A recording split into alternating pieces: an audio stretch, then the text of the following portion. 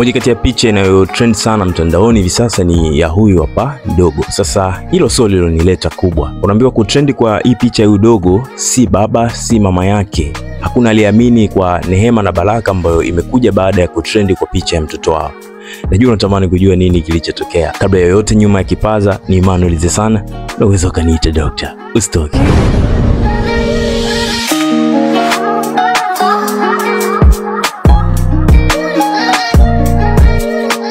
Kampuni maarufu ya mitindo au tunasema fashion brand kutoka nchini Italia, Gucci almaarufu, imeonyesha nia kwa mtoto huyu mwenye uzuri ambaye ametrend kote duniani kutokana na uzuri wake. Sasa Gucci wanamtaka awe mwanamitindo wao katika brandi zao za watoto.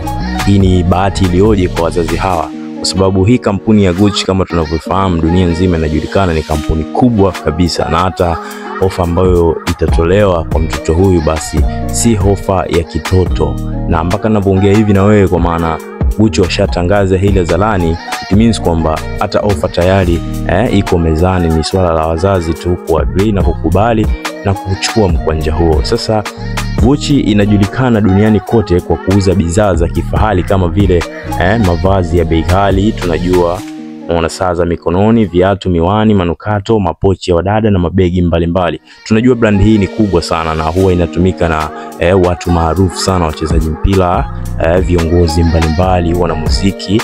Nafikiri inafahamika mno. Sasa hii ni bahati kubwa sana na neema kwa wazazi ambao hawakutarajia kama wangeweza kukutana na shavu kama hili, kwa maana ni familia ambayo siwezi sema maskini, lakini ni familia ya kawaida sana ya mtoto huyu, na kwa jicho la kawaida hawakutarajia kama watapata mafanikio kupitia uzuri wa huyu mtoto wao. Hakika mtoto ni baraka, usichukulie poa. Sasa kipo cha kujifunza hapa leo kwenye Sanuka, na waendea wale baadhi ya wazazi ambao wana mitazamo hasi kupitia mitandao ya kijamii.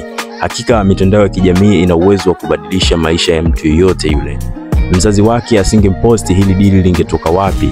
Si kila kitu hata kama ni kizuri tukakichukulia kinyume na kukipa mitazamo hasi ambayo kimsingi haijengi. Basi ningependa nikwambie tu kwamba nyuma ya kipaza ulikuwa nami Emmanuel Zesana.